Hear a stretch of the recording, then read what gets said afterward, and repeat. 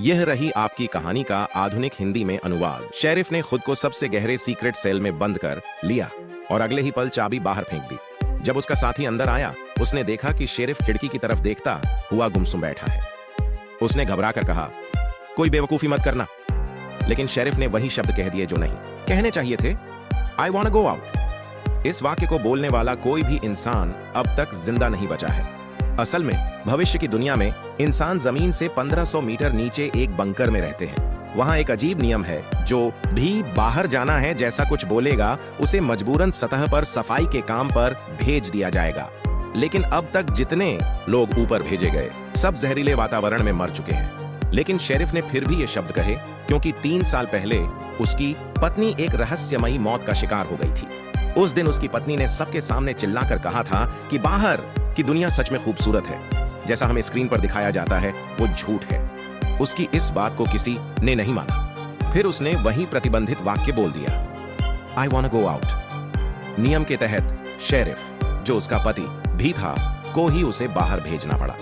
Bunker के लोग live camera के जरिए एलिस पत्नी को सतह पर जाते देख रहे थे। वह बाहर निकलते ही कैमरे के लेंस को ऊन से साफ करती है, मानो वह सबको बताना चाहती हो कि बाहर सच में जीवन है। लेकिन कुछ कदम चलने के बाद वह अचानक गिर पड़ी और मर गई। लोगों की आखिरी उम्मीद भी टूट गई। लेकिन शेरिफ जानता था, एलिस ने कहा था कि अगर वह जिंदा रही तो कैमरा साफ करेगी, यानी वो मरी नहीं, उसे मारा गया।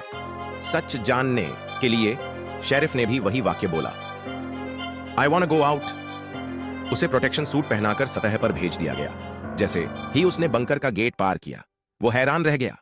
बाहर सच में सुंदर था, हरे भरे पेड़, उड़ते हुए पक्षी। उसे बंकर वालों को सच बताना था। वो कैमरे की ओर भागा और उसे साफ किया। लेकिन बंकर की स्क्रीन पर जो दिखाया गया वो झूठ था। शेरिफ को भी एक बर्बाद जगह में दिखाया गया।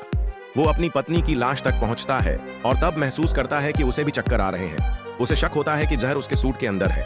वो करता है जो आज तक किसी ने नहीं किया। वो अपना हेलमेट उतार देता है। लेकिन तब तक उसकी हालत बिगड़ चुकी थी। वो भी पत्नी के पास गिर जाता है।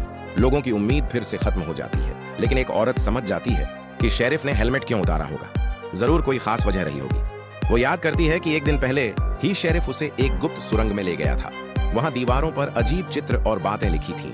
फिर वो दोनों एक सीक्रेट प्लेटफॉर्म पर पहुंचे, जहां उन्हें एक पुरानी खुदाई मशीन दिखी। शायद उसी ने जमीन में दरार की थी, जिसे बाद में सीमेंट से भर दिया गया।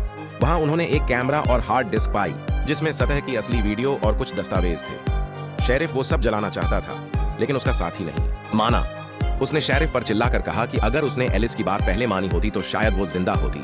ये सुनकर शेरिफ चुप